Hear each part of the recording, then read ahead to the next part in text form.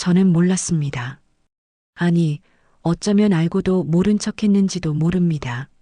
매일 밤 누군가 저를 지켜보고 있었다는 사실을요. 그건 단순한 불안이나 착각이 아니었습니다. 날카롭고 깊은 시선이 매일 같은 시간, 같은 자리에 있었습니다. 그리고 그 시선의 주인은 제가 아는 사람이었습니다. 안녕하세요. 저는 올해 46살 김서연입니다.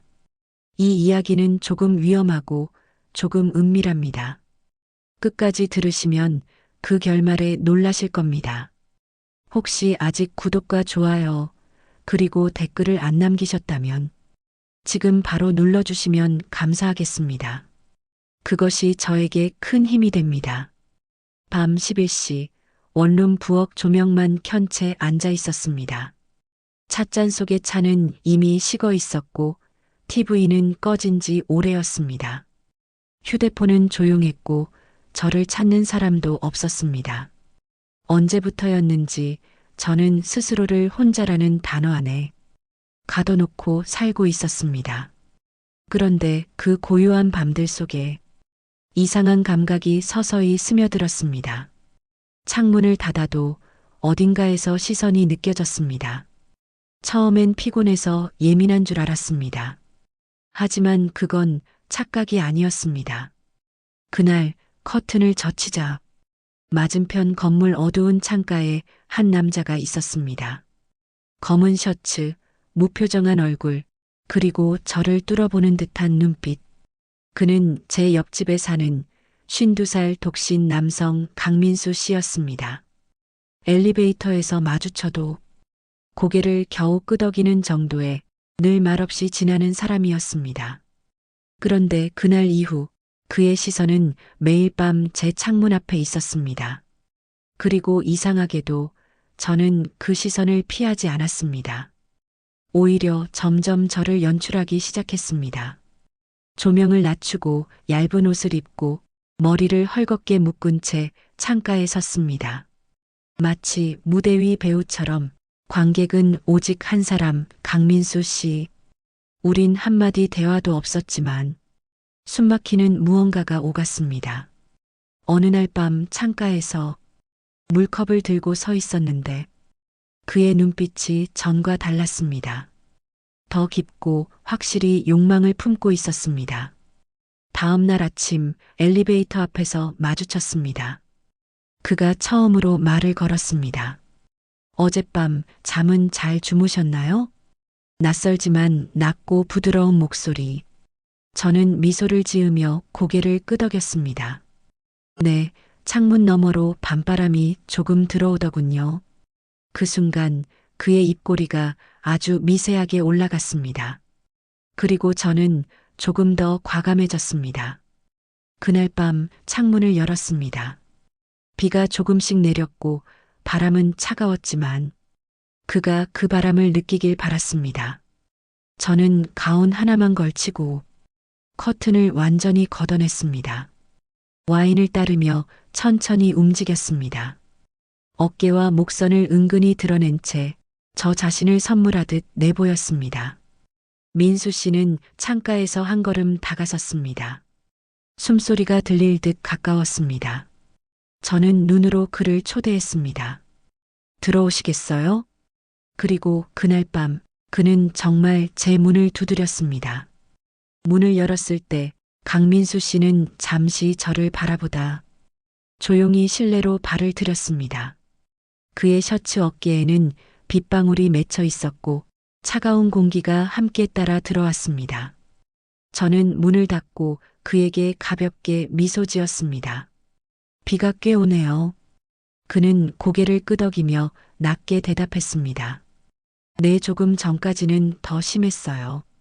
저는 그를 거실로 안내했고 작은 소파 앞에 앉도록 권했습니다. 그는 잠시 주변을 둘러보다가 조심스럽게 자리에 앉았습니다. 조명은 일부러 어둡게 해두었습니다. 테이블 위에는 이미 와인 2잔과 병이 있었고 저는 잔에 와인을 따라 그에게 건넸습니다. 마실 줄 아시죠? 그는 잔을 받아들며 살짝 미소 지었습니다. 네, 조금은. 우리는 잔을 살짝 부딪히고 한 모금씩 와인을 마셨습니다. 그의 시선은 여전히 깊었고 전보다 훨씬 가까이에서 저를 바라보고 있었습니다. 말이 길게 오가진 않았습니다. 그저 짧은 질문과 대답이 몇 번 있었을 뿐입니다. 그런데도 공기는 묘하게 뜨거웠습니다. 그의 손등에 작은 상처가 보였습니다. 저는 무심히 물었습니다. 손 다치신 건가요? 그는 고개를 숙이며 대답했습니다. 아, 그냥 집에서 유리컵을 깨뜨려서요. 그 짧은 대화 속에서도 저는 그의 눈에서 어떤 진심을 읽을 수 있었습니다. 그건 단순한 호기심도 가벼운 장난도 아니었습니다. 마치 오래전부터 기다려온 순간을 조심스럽게 맞이하는 사람의 표정이었습니다. 창밖에는 빗소리가 잦아들고 있었습니다. 대신 고요한 침묵이 우리를 감쌌습니다. 저는 잔을 내려놓고 소파에 등을 기대며 그를 바라봤습니다. 그는 잠시 숨을 고르듯 깊게 들이마시고 내쉬더니 조용히 제 이름을 불렀습니다. 서연 씨, 그 한마디가 제 심장을 두드렸습니다. 저는 대답 대신 시선을 맞췄습니다. 그는 조금씩 몸을 기울였고 우리 사이의 거리는 서서히 좁혀졌습니다. 그러다 갑자기 현관 쪽에서 인기척이 들렸습니다. 누군가 지나가는 발소리, 그리고 문 앞에 멈춘 기척. 저와 민수 씨는 동시에 시선을 돌렸습니다. 그는 살짝 일어나 현관 옆 작은 창문을 열어 밖을 조심스럽게 살폈습니다. 거기에는 403호에 사는 도연 씨가 서 있었습니다. 젊고 말수가 적은 엘리베이터에서 가끔 스쳐 지나던 이웃이었습니다. 그는 우리 집 현관 쪽을 잠시 바라보다가 천천히 시선을 거두고 계단 쪽으로 내려갔습니다. 문이 닫히자 민수 씨는 창문을 다시 닫으며 조용히 제 쪽을 바라봤습니다. 혹시 저 사람 자주 보나요? 저는 잠시 생각하다 고개를 끄덕였습니다. 네, 같은 라인에 살아요. 그는 아무 말 없이 잔을 들었고 저 역시 그를 따라 한 모금 마셨습니다. 분위기는 다시 조용해졌지만 어딘가 예전과는 달랐습니다. 저는 그의 시선을 느끼면서도 조금 전 복도에 서 있던 도연 씨의 눈빛이 머릿속에서 떠나지 않았습니다. 민수 씨는 와인을 내려놓고 제 손등에 살짝 손을 얹었습니다. 그 손길은 조심스럽지만 확실했습니다. 서연 씨, 저는 매일 기다렸어요. 그의 목소리는 낮았지만 단호했습니다. 창문이 열릴 때, 조명이 낮아질 때, 그 순간이 오기를요. 저는 아무 말 없이 그의 손 위에 제 손을 올렸습니다.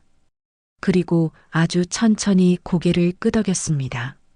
그 순간 창밖에서 바람이 불어와 커튼이 살짝 흔들렸습니다.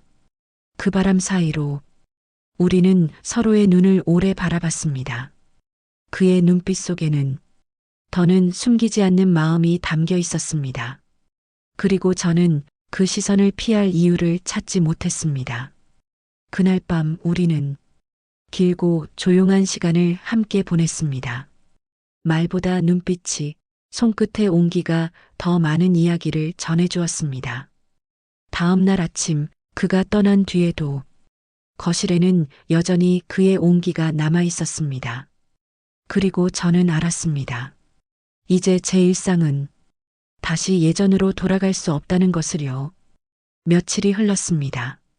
저와 강민수 씨는 그 후로도 몇 번 조용히 만났습니다. 길지 않은 대화, 짧은 웃음, 그리고 창문 너머가 아닌 가까이에서의 시선. 낮에는 여전히 각자의 일상을 살았습니다. 엘리베이터에서 마주쳐도 그저 이웃처럼 가볍게 인사만 주고받았습니다. 하지만 밤이 되면 달라졌습니다. 저는 조명을 낮추고 그가 창문 앞에 설 시간을 기다렸습니다. 그리고 얇은 가운이나 셔츠 차림으로 커튼을 살짝 열어두었습니다. 그러던 어느 날 저녁 분리수거를 하러 1층으로 내려갔습니다. 현관 앞에 서 있던 403호 도연 씨와 마주쳤습니다. 그는 쓰레기 봉투를 들고 있다가 저를 보며 짧게 인사했습니다. 안녕하세요. 네, 안녕하세요. 그가 잠시 제 얼굴을 바라보다가 뜻밖의 말을 꺼냈습니다. 요즘 늦게까지 불 켜져 있더라고요. 순간 심장이 두근거렸습니다. 저는 최대한 담담하게 대답했습니다. 아, 그냥 좀 정리할 게 있어서요. 그런데 그는 한 발 더 다가와 낮은 목소리로 말했습니다. 강민수 아저씨, 자주 오시죠? 그 말투는 비난도 장난도 아니었습니다. 그저 사실을 확인하는 듯한 어조였습니다. 저는 억지로 미소를 지으며 가끔 차 한잔 하러 오세요. 하고 말했습니다. 도연 씨는 고개를 끄덕이며 그 작은 눈으로 저를 똑바로 바라봤습니다. 그 시선이 묘하게 길었습니다. 집에 돌아와도 그 시선이 떠나지 않았습니다. 민수 씨의 부드럽고 조용한 눈빛과는 달리 도연 씨의 시선에는 다른 결이 있었습니다. 어딘가 격렬하고 감정을 꾹 눌러 담은 듯한 기운이 느껴졌습니다. 다음 날 밤 저는 습관처럼 커튼을 조금 열어두었습니다. 그런데 창밖에 있어야 할 민수 씨가 보이지 않았습니다. 대신 아래층 복도 쪽에서 도연 씨와 눈이 마주쳤습니다. 그는 두 손을 주머니에 넣은 채 살짝 고개를 숙이며 입모양으로 말했습니다. 기다릴게요. 그 짧은 한마디가 제 마음속에 이상한 파문을 일으켰습니다. 민수 씨에게 느끼는 건 안정과 온기였습니다. 하지만 도연 씨의 말에는 어딘가 예측할 수 없는 힘이 있었습니다. 그날 밤 저는 아무것도 하지 않았습니다. 민수 씨에게 연락도 하지 않았고 도연 씨에게도 답하지 않았습니다.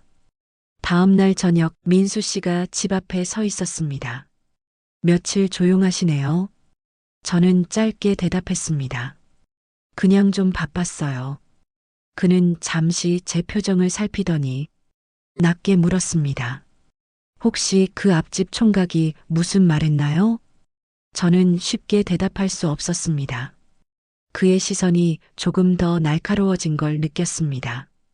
가끔 말도 안 하던 애가 요즘 자꾸 당신 창문을 보더군요. 그의 말은 의심과 걱정이 섞여 있었습니다. 저는 그저 고개를 떨궜습니다. 그 순간 민수 씨의 목소리가 낮아졌습니다. 우리가 잘못된 관계라는 건 알아요. 그래서 나름 감추려고 했습니다.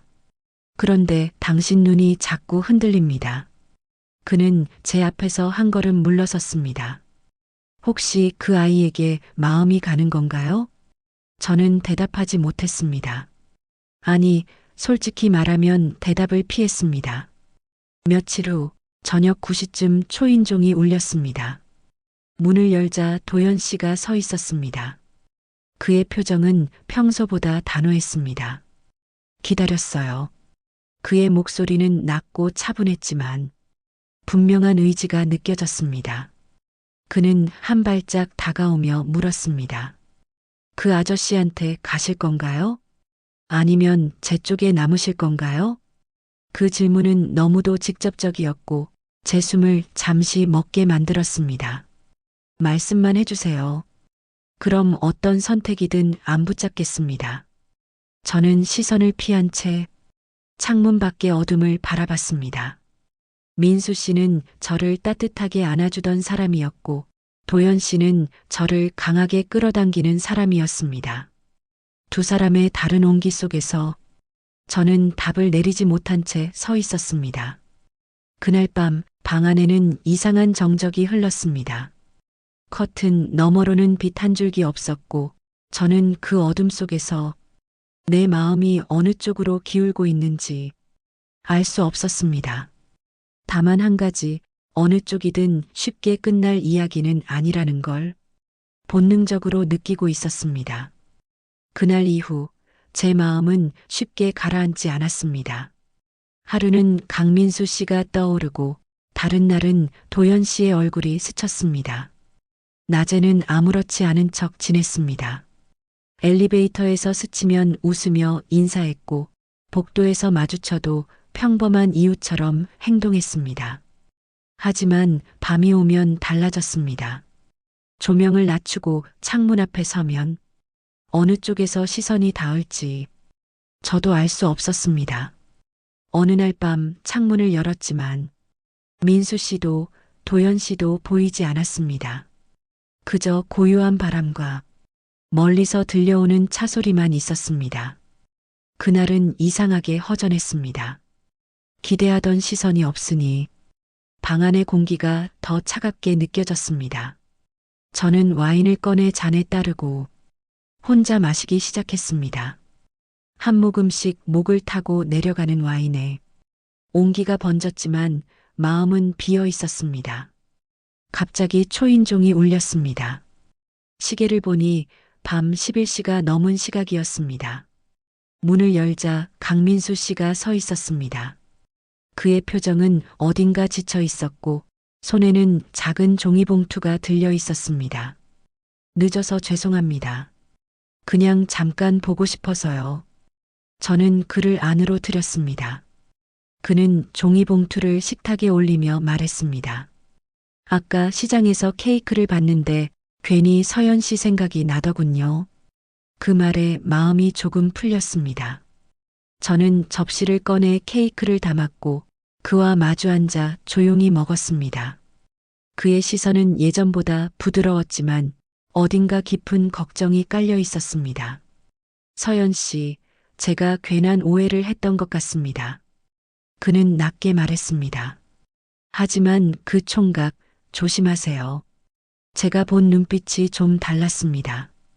저는 아무 말 없이 고개를 끄덕였습니다. 그의 경계심이 과한 건지 아니면 정말 무언가를 본 건지 확신할 수 없었습니다. 케이크를 다 먹고 난 뒤 그는 제 손을 가볍게 잡았습니다. 서연 씨, 저는 기다릴 수 있습니다. 천천히 생각하셔도 됩니다. 그 말은 진심 같았고 저는 그 온기를 느끼며 고개를 끄덕였습니다. 그날 밤 그는 오래 머물지 않고 돌아갔습니다. 문을 닫고 나서도 식탁 위 케이크 향과 그의 손 온기가 한동안 방 안에 남아 있었습니다. 다음 날 저녁 엘리베이터 문이 열리자 도연 씨가 타고 있었습니다. 그는 저를 보더니 짧게 웃으며 인사했습니다. 어제는 조용하시더군요. 그 말이 무슨 뜻인지 저는 묻지 않았습니다. 대신 가볍게 웃고 층수를 눌렀습니다. 엘리베이터 안 공기는 묘하게 무거웠습니다. 그는 제 옆에서 가만히 서 있었지만 시선이 계속 느껴졌습니다. 집 앞에 도착하자 그는 제 이름을 불렀습니다. 서연 씨, 저는 뒤를 돌아봤습니다. 그의 눈빛이 깊어졌습니다. 저 포기 안 합니다. 그 짧은 한마디가 제 심장을 다시 요동치게 했습니다. 저는 아무 말 없이 문을 열고 들어왔습니다. 하지만 문이 닫히기 전까지 그의 시선이 계속 따라오는 걸 느꼈습니다. 방 안으로 들어와 저는 거울 앞에 섰습니다. 민수 씨의 안정된 온기와 도연 씨의 거침없는 시선이 마음속에서 뒤엉키고 있었습니다. 한쪽은 저를 지켜주는 듯했고 다른 한쪽은 저를 불태우는 듯했습니다. 그리고 저는 그 어느 쪽도 쉽게 내려놓을 수 없다는 걸 이미 알고 있었습니다. 그날 밤 저는 커튼을 열지 않았습니다. 조명을 끄고 스스로의 숨소리만 들리는 어둠 속에 가만히 몸을 웅크렸습니다. 그러면서도 마음 한구석에서는 혹시 누군가 문을 두드리진 않을까 그 조용한 기대를 버리지 못했습니다. 며칠 동안 두 사람 모두 만나지 않았습니다. 민수 씨도 도연 씨도 연락이 없었고 저 역시 아무런 메시지도 보내지 않았습니다. 평소처럼 출근 준비를 하고 가끔 장을 보며 하루를 보냈지만 마음은 여전히 불안정했습니다. 저녁이 되자 창문 앞에 서게 되었습니다. 그날따라 바람이 세게 불었고 커튼이 제멋대로 흔들렸습니다. 하지만 창밖은 비어 있었습니다. 민수 씨도 도연 씨도 보이지 않았습니다. 그 순간 묘한 공허감이 몰려왔습니다. 다음 날 아파트 1층에서 도연 씨를 마주쳤습니다. 그는 잠시 멈춰서 저를 바라보다 천천히 웃으며 인사했습니다. 오늘은 일찍 귀가하시네요. 저는 짧게 대답했습니다. 네, 일이 조금 일찍 끝났어요. 그는 한동안 아무 말 없이 서 있더니 조용히 한마디 덧붙였습니다. 아직도 기다립니다. 그 말은 오래도록 제 귀에 남았습니다. 하지만 저는 웃으며 조심히 들어가세요. 라고만 말했습니다. 집에 돌아와 커튼을 닫으려는데 휴대폰이 울렸습니다. 민수 씨였습니다. 혹시 시간 괜찮으세요? 차 한잔 하고 싶습니다. 저는 잠시 고민하다가 대답했습니다. 오늘은 조금 피곤하네요. 다음에 봬요. 그는 잠시 침묵하다. 알겠습니다.